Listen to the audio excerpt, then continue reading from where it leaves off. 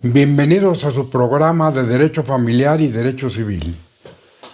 Como continuación del último programa, vamos a reiterar la trascendencia del derecho civil, del que hayamos hablado antes sobre la teoría integral del acto jurídico, de los hechos jurídicos, de los elementos del acto jurídico, esenciales, de validez y todo lo que componen los últimos programas que hemos realizado, unos con el maestro Eduardo Sucop Frías y otros con el maestro Marco Antonio Ramírez González, que hoy está con nosotros, a quien como siempre le doy la más cordial bienvenida y mi agradecimiento por estar siempre presente para que sus conocimientos se transmitan en forma didáctica, pedagógica, adecuada a quienes nos honran viendo y oyendo este programa. Maestro Ramírez, muchas gracias por estar nuevamente en este programa. Sí, bueno, gracias a usted, doctor, por la invitación. Es un honor estar en este espacio tan importante y con su distinguida teleaudiencia también, doctor. Pues ya estamos en esta nueva proyección, en esta nueva etapa, para reiterar la trascendencia del derecho civil. Como un agregado, valdría la pena subrayar, hablando de la Facultad de Derecho de la Universidad Nacional Autónoma de México, que para ser abogado hay que aprobar y cursar 10 semestres, en el que hay un sinnúmero de materias importantes, trascendentes. Después habrá que presentar una tesis, ver los diferentes mecanismos o modos de obtener el título de abogado. Pero lo importante para nosotros, como civilistas y familiaristas, es insistir en que de los 10 semestres para ser abogado, 6 se están proyectados, abocados al derecho civil, al derecho familiar y al derecho sucesorio. Es decir, 4 cursos de civil, uno de familiar y otro de sucesorio, hereditario o derecho familiar patrimonial, como es la nomenclatura que desde la perspectiva del maestro Ramírez y de quien les habla es la más adecuada. En el anterior programa hablamos de algo fundamental desde el punto de vista de la teoría general de la naturaleza jurídica. Determinar que las obligaciones son actos jurídicos. Y todo esto nos lleva, y la convocatoria para ustedes que nos honran permitiendo llegar a su hogar, es que desde el tomo 1 del Tratado de Derecho Civil, que es de la autoría de quien les habla, hasta el 20, ha sido fundamental determinar a través de la naturaleza jurídica qué es, en este caso de derecho civil, de lo que hablamos. ¿Qué es, de acuerdo a la autonomía de la voluntad, un acto jurídico? ¿Qué es un acto jurídico unilateral, bilateral, plurilateral, un convenio, un contrato, una obligación solidaria, mancomunada, indivisible? En fin, todo esto que se reduce a la esencia de que nuestra vida jurídica, académica, familiar, particular, de negocios, de litigantes, de transportación, está llena de actos jurídicos.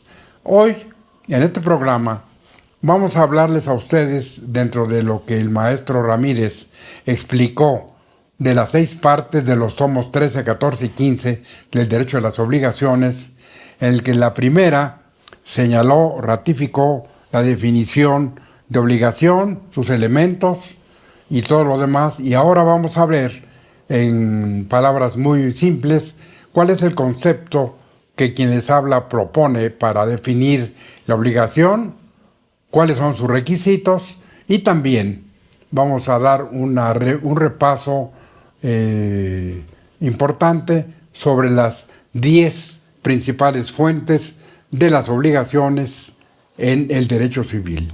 Para esto le pediría al maestro Marco Antonio Ramírez que nos hiciera así como nos dijo antes en latín el concepto de la obligación, ahora que habláramos, el maestro Ramírez, del concepto en español, el que yo doy en este caso, los elementos, y cuáles son estos, para de ahí meternos a las 10 fuentes de las obligaciones principales. Sí, gracias, doctor.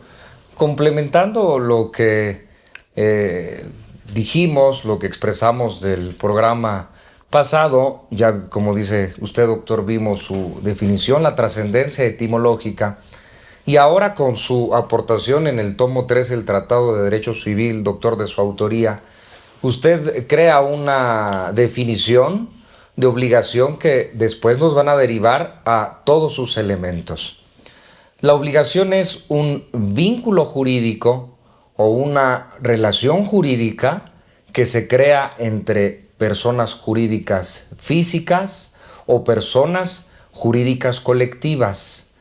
Y de estas personas jurídicas físicas o personas jurídicas colectivas hay un sujeto pasivo denominado también como deudor, que este sujeto pasivo deudor tiene el deber jurídico de cumplir respecto de un objeto, una prestación que siempre será de dar, de hacer o de no hacer, o la combinación de estas conductas. Y habrá también un sujeto activo, quien también se le denomina como acreedor, quien tendrá el derecho subjetivo de exigir el cumplimiento de la obligación, y derivado de una relación jurídica va a surgir esta unión de derecho entre el sujeto activo y el sujeto pasivo, y el cumplimiento del objeto que, insistimos, será siempre de dar, de hacer o de no hacer, o la combinación de estas. De este concepto van a surgir, como lo estamos escuchando, 4 elementos importantes. El primer elemento es que en la obligación, que es un vínculo jurídico, tendrá un sujeto pasivo, es decir, habrá siempre un deudor, y este deudor tiene el deber jurídico del cumplir con la obligación. El siguiente elemento de la obligación es que habrá un sujeto activo, o denominado también acreedor, y este tendrá el derecho subjetivo de exigir el cumplimiento de la obligación al deudor. El tercer elemento es el objeto de toda obligación, o también conocido como la prestación, es decir, lo que se debe, la conducta, que siempre será de conducta de dar objetos, de pagar un precio, de transmitir un bien, de hacer, de realizar una conducta, y de no hacer, que es una abstención o la combinación de estas 3 prestaciones. Ese es el tercer elemento. Y el cuarto y último elemento es que va necesariamente a existir, o debe existir, una relación jurídica que permita al sujeto activo exigir el cumplimiento de la obligación, y al sujeto pasivo el deber jurídico de cumplir con la misma, y también se complementa con las prestaciones, las conductas de dar, de hacer y de no hacer, doctor.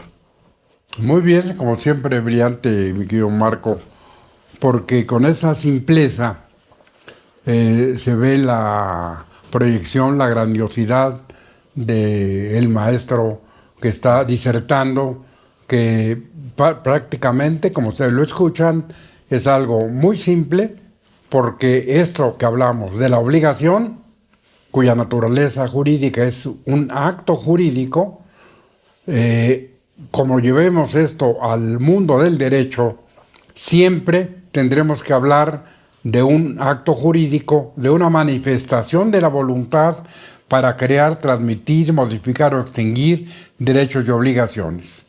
¿Por qué insistimos en el concepto y en sus elementos? Porque si esto se aprende bien, si se entiende que su naturaleza jurídica es la de ser un acto jurídico, no vamos a tener problema para entender, asimilar, aplicar, litigar, resolver asuntos desde el punto de vista del derecho civil, si sabemos con precisión, como juristas, como jueces, como legisladores, como maestros, como autores de obras, qué es en derecho civil de lo que estamos hablando. ¿Por qué insistimos? Porque, como bien dijo el maestro Ramírez, es una obligación, es un acto jurídico. Y lo que tiene el deudor, el debitor, como lo llamaban entonces, es un deber jurídico. Un deber jurídico que eso quisiera llamar la atención de ustedes para poder diferenciar en su momento lo que es una obligación de un deber jurídico, porque el deber jurídico se impone de manera unilateral y viene a ser una carga que la ley impone, en este caso, al deudor que tiene que cumplir.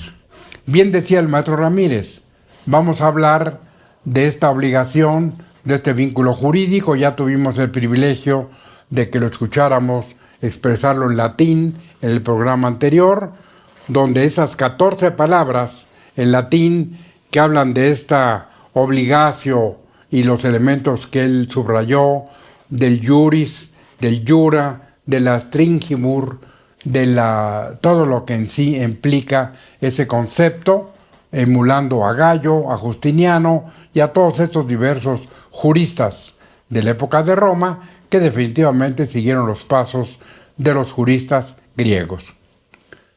Una vez que queda clara y muy reiterada la definición de obligación, queremos insistir en que como el curso de Derecho de las Obligaciones nos va a llevar a otras figuras, lo primero que quisiéramos es, para ustedes, decirles cuáles son las 10 principales fuentes de las obligaciones en el derecho civil mexicano, en el Tratado de Derecho Civil de 20 volúmenes de la autoría de quien les habla, porque en ella hemos tratado, aplicando el método matemático, de revisar las 10 fuentes más importantes. Y estas, de una manera en general, se van a iniciar con no solamente el contrato, que la mayoría de los autores es lo que tratan, sino con la declaración unilateral de la voluntad. Vamos a hablar con estas fuentes de las obligaciones, del contrato, del pago de lo indebido, de una serie de obligaciones como el deber jurídico, como todo lo que vamos a escuchar de labios del maestro Ramírez, que ahora vamos a darle la palabra a él para que nos hable, para empezar, de estas primeras fuentes de las obligaciones, como están señaladas en el tomo 13, en la primera parte, esperando que el tiempo nos alcance, para hablar de que una vez que estas 10 fuentes de las obligaciones, usted las puede ampliar en el tomo 13 del que ya hemos hablado, pasar nosotros a la segunda parte, que habla de que cuando usted contrae una obligación, ¿qué espera hacer? Cumplirla. Nadie contrae una obligación para no cumplir. Y entonces la fuente de la obligación es, en este caso, el contrato, el deber jurídico, o en el caso específico, un contrato o una declaración unilateral de la voluntad, que es la fuente de las obligaciones. Entonces le pediría al maestro Ramírez que empezáramos con la primera, que se conoce como policitación, oferta al público, etcétera, pero a empezar con ella para ver las 10, para que veamos su naturaleza jurídica, si todas son actos jurídicos o hay hechos jurídicos. Maestro Ramírez, empezamos con la declaración unilateral de la voluntad. Sí, gracias, doctor. Digo, en principio, destacar que, como usted lo comenta, doctor, por su naturaleza jurídica, en el Tratado de Derecho Civil, en el tomo 13, se desarrollan, se profundizan 10 fuentes de las obligaciones, cuando en realidad muchos autores, incluso el propio Código Civil, expresa menos, expresa 5 o 6 fuentes de las obligaciones, pero por su naturaleza jurídica, como usted dice, con toda la proyección de que las obligaciones son en su naturaleza jurídica actos jurídicos, usted desarrolla 10 fuentes de las obligaciones, que en esa amplitud está, como lo dice usted, doctor, el contrato, la primera fuente de las obligaciones, la declaración unilateral de la voluntad o policitación, como lo hablaban los romanos, como fuente de las obligaciones. También en esa proyección desarrolla, doctor, en este Tratado de Derecho Civil, la estipulación a favor de un tercero en un contrato o en un testamento. También los documentos civiles a la orden o al portador, todo en derecho civil como cuarta fuente de las obligaciones. La gestión de negocios ajenos, que tiene una proyección muy importante como fuente de las obligaciones también. Y ya siguiendo, para terminar estas 10 de manera enunciativa, el pago el pago de lo indebido, que se complementa con otra figura, que es fuente de las obligaciones también, que es el enriquecimiento ilegítimo, indebido o sin causa. Y ya después, para terminar, con las últimas 3 fuentes de las obligaciones, que son el uso abusivo de un derecho, los hechos jurídicos y por último el deber jurídico. Entonces, con esta proyección se tienen las 10 fuentes de las obligaciones que, si retomamos lo dicho en el programa anterior y al principio, todas estas van a generar un vínculo entre un sujeto activo, un sujeto pasivo, una obligación que siempre será de dar, de hacer o de no hacer esta conducta, y una relación jurídica que, como su nombre lo expresa, es una fuente, es cómo se origina una obligación. Y en el caso que estamos considerando, la segunda fuente de las obligaciones es esta declaración unilateral de la voluntad, que, como previamente usted, distinguida de la audiencia, ha escuchado, hemos dicho que hay actos jurídicos de una voluntad,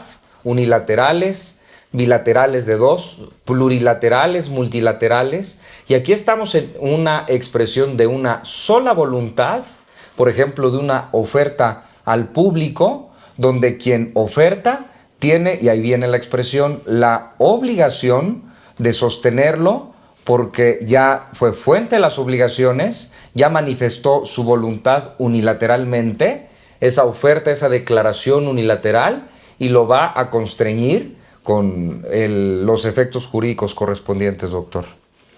Entonces, esta explicación en la declaración unilateral de la voluntad como fuente de las obligaciones, vamos a pedir al maestro Ramírez que nos haga una referencia en el Código Civil, maestro, de cómo el Código les da un lugar específico, porque, para hablarlo con una metáfora, los elementos que se exigen para que esa declaración de usted unilateral, donde pone un anuncio en el periódico, por ejemplo, y dice vendo coche y teléfono tal, eso no es jurídico, porque la ley dice, para que eso tenga efectos es necesario que la declaración contenga los elementos que los que usted pretende que se celebre el contrato.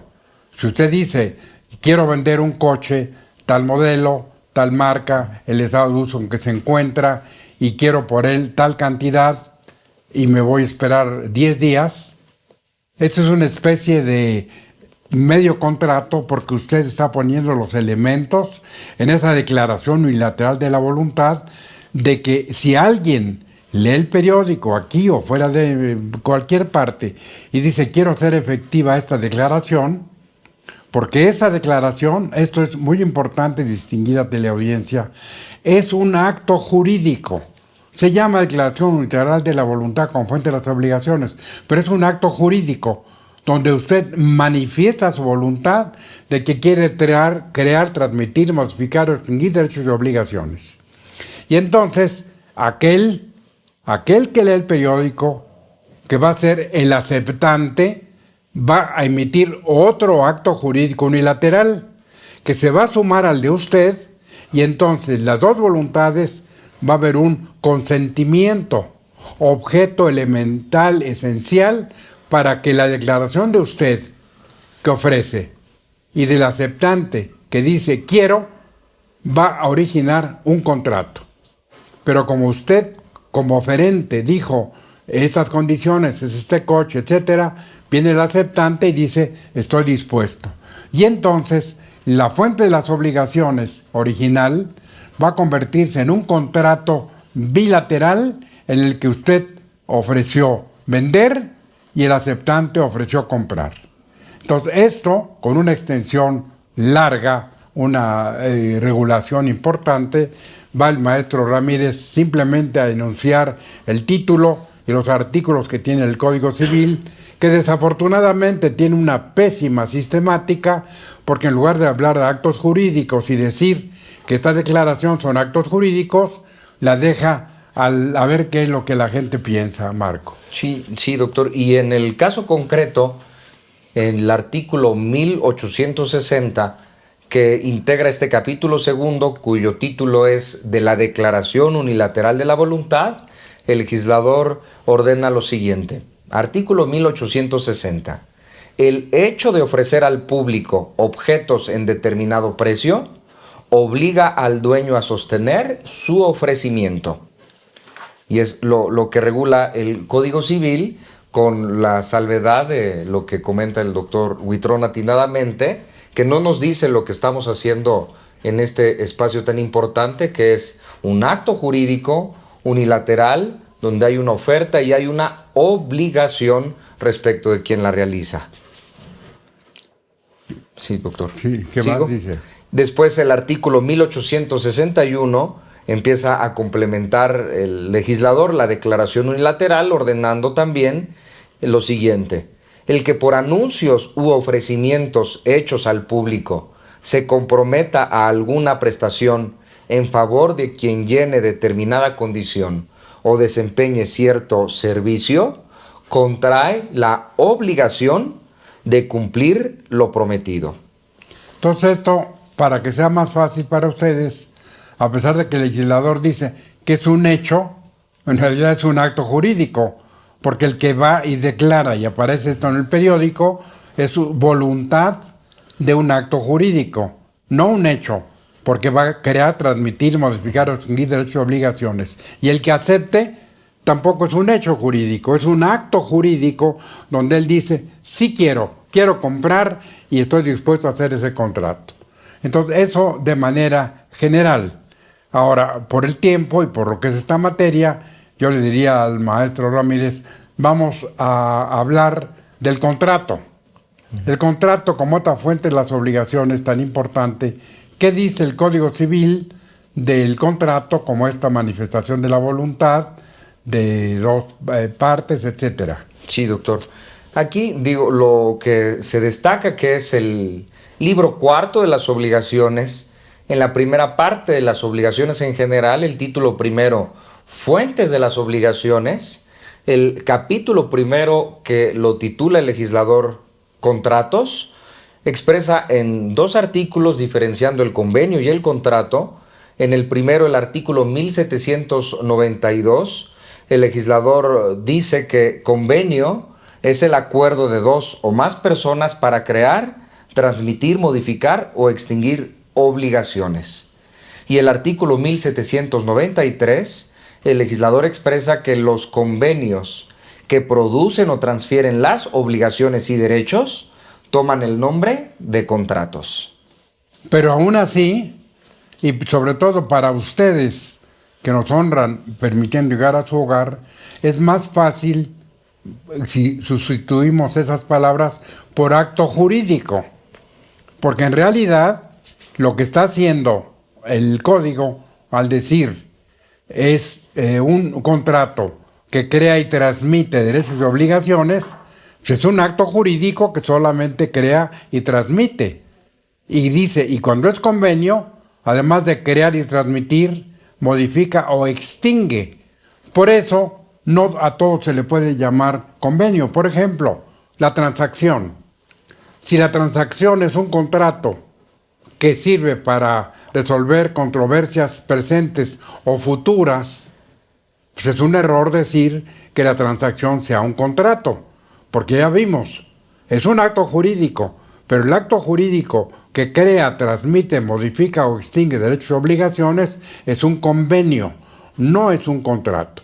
Pero lo que queremos, sobre todo porque el tiempo es bastante limitado para todas estas materias, dejar claro que el Código Civil de la Ciudad de México del siglo XXI, en la edición número 79, que lee el maestro Marco Antonio Ramírez y que es de la inspiración en cuanto a la acotación y su puesta al día de quien les habla, Esto ustedes lo pueden adquirir en las librerías de Editorial Porrúa, que siempre está a la vanguardia en la impresión de libros de derecho, con más de 100 y tantos años de ser el editor con más prestigio a nivel mundial en español de libros en derecho.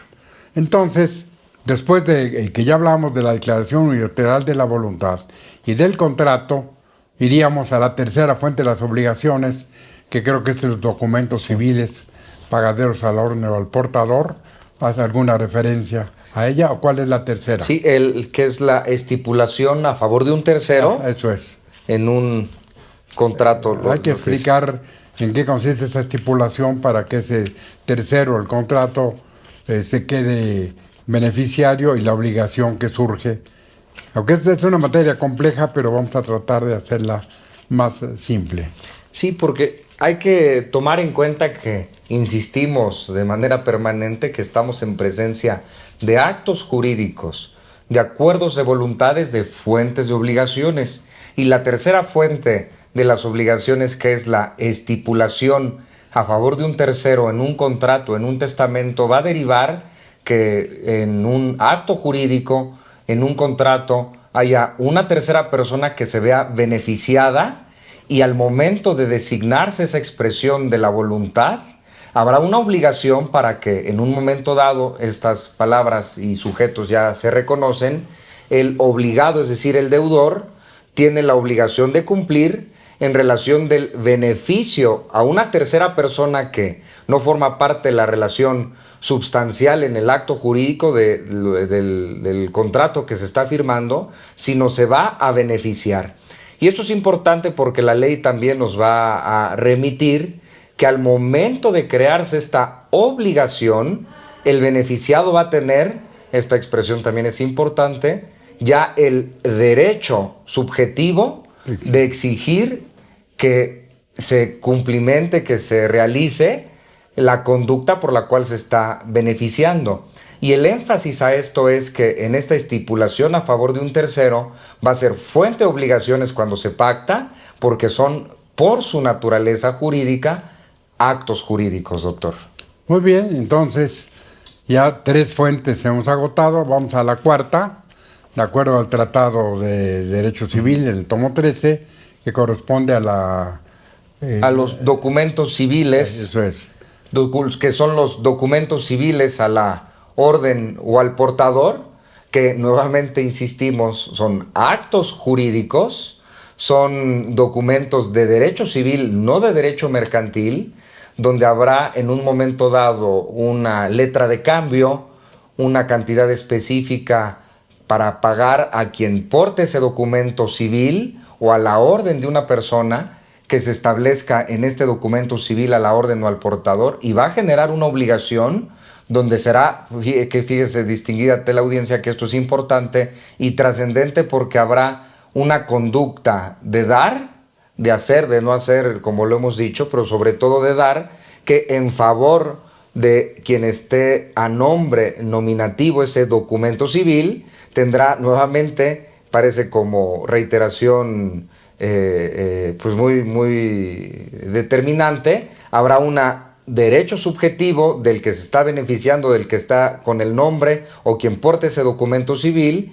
y un deber jurídico de quien tenga que transmitir esa conducta, doctor. Entonces seguimos con que todos los que hemos dicho hasta ahora son actos jurídicos. Entonces vamos a la quinta fuente de las obligaciones, que es la gestión de negocios ajenos, doctor. Entonces en esta es muy importante poner toda la atención, porque va a cambiar su naturaleza jurídica, va a ser acto, va a ser hecho, va a ser ¿qué? Vamos a oír qué dice el código y qué dice el maestro Ramírez. Sí, y en esta gestión de negocios voy a leer lo que el artículo 1896 regula en cuanto a esta materia. El que sin mandato y sin estar obligado a ello se encarga de un asunto de otro, debe obrar conforme a los intereses del dueño del negocio. O sea, el gestor no es apoderado. Esto es fundamental, porque para eso tenemos el contrato de mandato, que puede ser para actos de dominio, de administración, pleitos y cobranzas, pero son actos jurídicos. Esto, lo que dice el código, lo que dice la doctrina, y que nosotros calificamos en el tomo 13 como la gestión de negocios ajenos, porque usted puede ser gestor de sus propios negocios y entonces sería una contradicción adiecto, sería una aberración jurídica decir que usted es gestor de negocios cuando son propios. Entonces, el calificativo ajenos es muy importante. Ahora, viene esta pregunta para que ustedes la reflexionen junto con nosotros. ¿Es la gestión de negocios un acto jurídico? No. Categóricamente, de acuerdo a la teoría general de la naturaleza jurídica, y como lo trato en este libro que les mostré la vez anterior, y que aquí viene la respuesta, no es un acto jurídico. Es un hecho jurídico voluntario, podría ser involuntario, que produce efectos de derecho, pero a diferencia del acto donde usted manifiesta su voluntad para crear, transmitir, modificar o extinguir derechos y obligaciones, tiene una naturaleza jurídica distinta. Por eso le pediría al maestro Ramírez que vuelva a leerlo, porque dice ahí, y yo voy a parafrasear lo que él diga, maestro Ramírez. Sí. No, nuevamente es el artículo 1896 que dice lo siguiente: el que sin mandato... Nada más, o sea, el que sin tener sin un acto jurídico, ¿sí? Y sin estar obligado a ello... O sea, nadie, es un chismoso, es alguien que se mete oficiosamente, nadie le ha dicho que haga esos trámites. Se encarga de un asunto de otro. O sea, ¿quién le dijo a usted que recibiera la notificación de su vecino donde le vienen a comunicar que hay una multa, que hay esto? Nadie. Entonces, este gestor, de hecho, va a actuar sin mandato, solamente a lo mejor por solidaridad, pero esa ya no es un contrato, no es fuente de las obligaciones. Pero fíjense ustedes bien cómo esto se va a transformar en un acto jurídico pleno, retroactivo, si el dueño del negocio lo ratifica. Y si lo ratifica, aquí va a haber un cambio en la naturaleza jurídica de la gestión, porque se va a convertir en un acto jurídico donde el dueño del negocio dice: expreso mi voluntad como acto jurídico para que nazca el contrato de mandato y este gestor sea mi mandatario. Yo soy el mandante. Vean ustedes cómo cambió la naturaleza jurídica. Ahora, si el dueño del negocio no ratifica lo que hizo el gestor tendrá una responsabilidad subjetiva, una responsabilidad civil por lo que va a hacer, e incluso aunque lo hiciera bien, no tiene derecho a cobrar algo más por eso.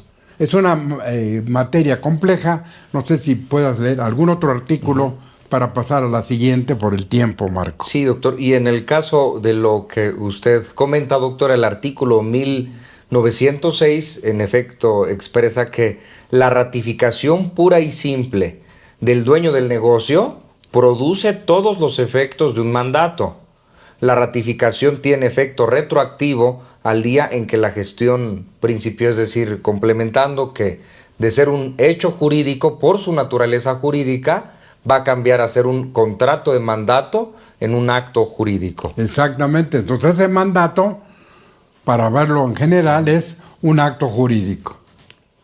Entonces yo les reitero, los exhorto, primero, bueno, pues a tratar de adquirir la obra, pero cuando menos el Código Civil, para que puedan esto tenerlo con mayor claridad. Vamos a la que sigue, Marco. Sí, y las dos siguientes fuentes de las obligaciones que se complementan una con otra es el pago de lo indebido, es decir, que se hace, y esto es importante por su naturaleza jurídica, un acto jurídico de pagar, pero se paga lo que no se debía. Y eso es fuente de las obligaciones respecto de quien se enriquece ilegítimamente, que no debía recibir, pero se queda con el dinero, y la naturaleza jurídica del enriquecimiento ilegítimo. Es decir, quien se queda con ese pago de lo indebido ya no será un acto jurídico, sino un hecho jurídico, pero un hecho jurídico calificado de hecho jurídico ilícito, y que habrá, como lo ha dicho también doctor, en esa generación de obligaciones, responsabilidades que hemos de destacar también en su obra en el tomo 14, que solo existen dos tipos de responsabilidades en derecho de las obligaciones: subjetiva por los sujetos y objetiva por los objetos, doctor. Muy bien, pues realmente hemos avanzado bastante rápidamente. Vamos a ver desde el punto de vista del pago de lo indebido, como lo dijo bien el maestro Ramírez. Usted manifiesta su voluntad porque cree que debe y paga. ¿Cuál fue su intención? La voluntad manifiesta y quiere crear, transmitir, modificar y distinguir derechos y obligaciones por lo que debe. El sujeto que recibe, como bien dijo el maestro Ramírez, viene a ser de él es un hecho jurídico, porque él se está quedando con un dinero que no le corresponde, y entonces la fuente de las obligaciones va a tener otros efectos. Vamos a las que siguen, por favor. Sí, la siguiente nos dice: en el Tratado de Derecho Civil, de su autoría, por su naturaleza jurídica, que serán los hechos materiales, los hechos jurídicos y la ley, fuente de obligaciones, porque es este cuerpo normativo que va a regular la organización de quienes somos los ciudadanos, los que tenemos la capacidad, que regulará las figuras jurídicas, porque recordarán del programa pasado que tuvimos el privilegio de compartir, decía la definición en latín al final que secundum nostra civitatis iura, es decir, todas estas normas, de acuerdo con las leyes de nuestra ciudad, van a ser fuentes de las obligaciones en el caso particular, doctor. Y entonces ya nomás nos quedaría el uso abusivo del derecho. Y el deber jurídico, doctor. A ver, sí. entonces. Y la siguiente... ¿Qué dice la ley del uso abusivo del derecho? Esto es muy importante porque viene desde la época de los romanos, y decir, usted tiene un derecho, usted es el dueño de esta casa y tiene derecho a construir una barda como quiera, pero hasta dónde el uso de su propio derecho, usted hace la barda para quitarle el sol a su vecino.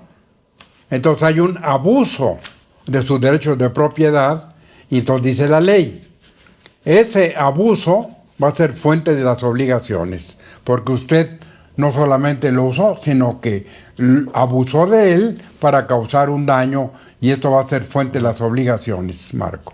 Sí, y en el caso de lo que establece el propio Código Civil, nos dice la norma que el derecho de propiedad, como usted dice, doctor, no puede usarse porque ese derecho de propiedad es un derecho y su uso no puede ser abusivo en detrimento de otra persona, pero si lo es, será fuente de las obligaciones. Y que en el tratado usted hace una referencia importante, doctor, porque cabría en una reflexión donde cuando un derecho y el abuso de ese derecho va a ser una fuente de las obligaciones. ¿Y qué dice el código? Y el código estoy aquí identificando. Bueno, muy bien, doctor. Entonces vamos a ver el artículo, en este caso dentro del derecho a la propiedad, lo que dice el código, donde limitan, porque nadie tiene el derecho del espacio aéreo hasta donde llegue,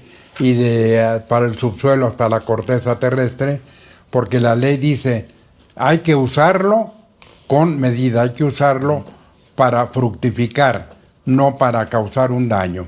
Entonces el que abusa de ese derecho y causa un daño tiene que indemnizar, que esa es otra historia.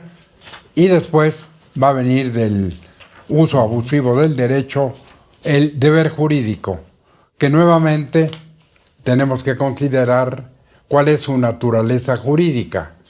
Pero vamos a ver el maestro Ramírez si nos tiene aquí alguna respuesta frente a esto, porque el tiempo, bueno, lo tenemos encima. Sí, aquí digo, con esta información, doctor, el artículo 840 del derecho de propiedad, Código Civil habla de esta hipótesis que Del hemos uso abusivo. comentado. Esto es muy importante porque nos fuimos a otra materia de los derechos reales. Sí, y el artículo 840, complementando esta explicación, expresa y ordena la ley lo siguiente: no es lícito ejercitar el derecho de propiedad de manera que su ejercicio no dé otro resultado que causar perjuicio a un tercero sin utilidad para el propietario. O sea, usted ya va a hacer un acto jurídico, usted es el dueño. Pero cuidado, porque va a ir a caer en la ilicitud, porque hay una norma que prohíbe, inclusive el artículo 8 del Código Civil así habla, contra el tenor de las leyes prohibitivas. Y aquí dice, no puedes, dueño, hacer esto nada más para causar un daño. Y si lo haces, el causar ese daño va a ser la fuente de las obligaciones. Es decir, con esta visión panorámica, el maestro Ramírez nos ha enseñado de estas 10 fuentes de las obligaciones, donde el efecto principal de ellas es que hay que cumplir. Si usted acepta, si usted realiza los actos lícitos, ilícitos, lo que sea, y la ley lo lleva al extremo de que hay que cumplir, ese va a ser el efecto principal de las obligaciones.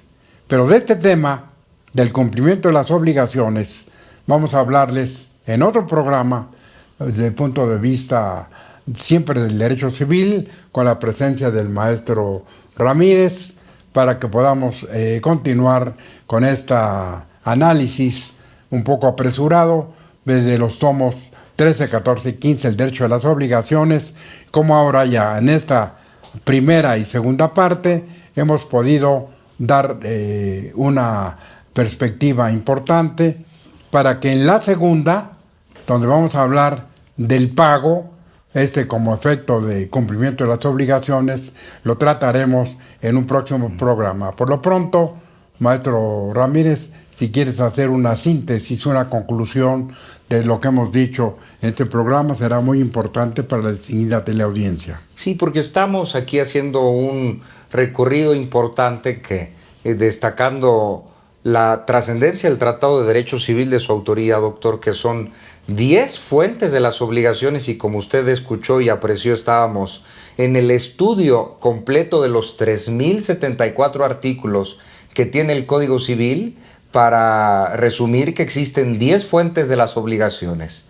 La primera es el contrato, la segunda es la declaración unilateral de la voluntad, la siguiente es la estipulación a favor de un tercero en un contrato, en un testamento, posteriormente los documentos civiles a la orden o al portador, la gestión de negocios ajenos, el pago de lo indebido, el enriquecimiento ilegítimo, la ley, los hechos jurídicos, los hechos materiales, el uso abusivo de un derecho que explicamos y el deber jurídico. Estos 10 son fuentes de las obligaciones, doctor. Muy bien, pues realmente les queremos reiterar su paciencia, nuestro agradecimiento por permitirnos llegar a su hogar y reiterarles que con Rolando Huitrón Roy, con Eduardo Socop Frías y quien les habla, hemos constituido la Asociación de Abogados que funcionamos en el World Trade Center. Tenemos en la calle Montecito número 38 en la colonia Nápoles el despacho a sus órdenes con diferentes materias. Ustedes pueden consultar en el correo info@huitron.mx, que somos especialistas en derecho civil, en derecho familiar, manejamos cuestiones de sociedades, del SAT, de derecho energético y otras muy importantes que tienen que ver con esto. Entonces, estamos en el piso 25, en la oficina 15 del World Trade Center, y les recuerdo el teléfono 55 90 39 97 53. Si tienen alguna duda, nos pueden llamar o nos pueden escribir al correo ya señalado. Por lo pronto, le reitero al maestro Ramírez su tiempo tan valioso, dejar otras actividades para venir y transmitirnos sus conocimientos, su experiencia, todo lo que está haciendo en estos niveles de maestría, de doctorado de profesor de la Facultad de Derecho de Civil y Familiar. Muchas gracias, Marco, por tu tiempo. No, gracias a usted por la invitación, doctor. Y a ustedes les reitero mi agradecimiento, también de parte del maestro Ramírez, y les recuerdo, lo mejor está por venir.